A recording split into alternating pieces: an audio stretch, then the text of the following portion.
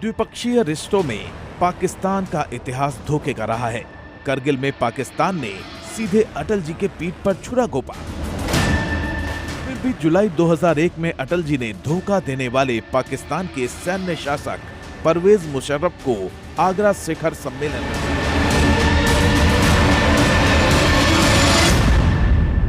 इस सम्मेलन पर जब अटल जी ने संसद में भाषण दिया तब इशारों इशारों में पाकिस्तान से लेकर देश के बंटवारे तक पर अपनी सोच।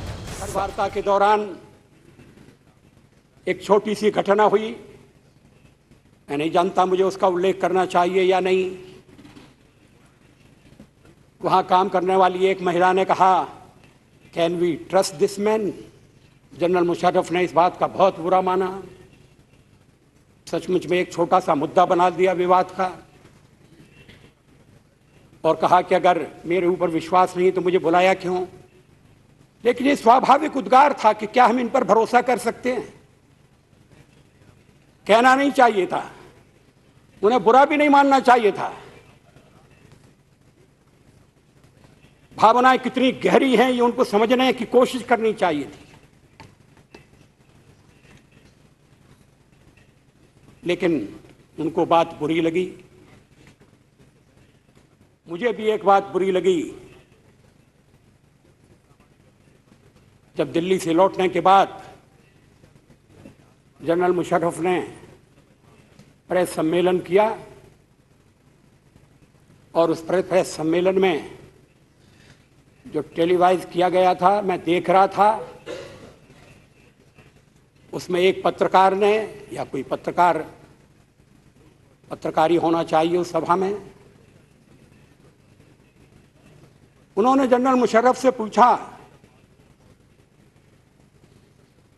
कि अटल बिहारी वाजपेयी बार बार आपको धोखा देता है तो फिर आप उससे बात क्यों करते हैं। एक ही रास्ता है लड़ाई। जैसे हमने यहां अपनी महिला को समझाया कि शिष्टाचार के अंतर्गत ये नहीं आता है, हमने मेहमान बुलाए हैं, अतिथि देवो भव। अब जैसा भी अतिथि हो, अतिथि भी अपने अपने कर्मों के अनुसार मिलते हैं। मैं उसके लिए भी दूसरे को दोष नहीं देता, हमारी करनी धरनी है। लेकिन अविश्वास है। मैं नहीं जानता मुशर्रफ साहब ने उस पत्रकार को समझाया या नहीं। उन्होंने उस समय जो बात कही वो तो समझाने वाली बात थी कि भाई ऐसा मत कहो। और शायद उन्होंने कहा कि नहीं, वाजपेयी भले आदमी हैं।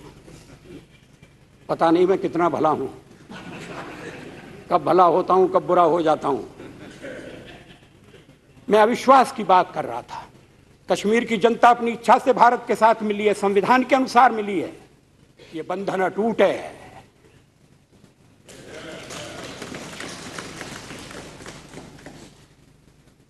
मुशर्रफ साहब ने एक हिंदी का शब्द जरूर सीख लिया, अटूट। अटूट बंधन है, आप कहते हैं अटूट बंधन है। हमने कहा आप इसको समझ नहीं सकते, आपके लिए हथियारों का खेल है, आपके लिए ये मजहब का तकाजा है, लेकिन हमारी राष्ट्रीयता का आधार है। अब मजहब के आधार पर हम दूसरी बार हिंदुस्तान को बंटने नहीं देंगे।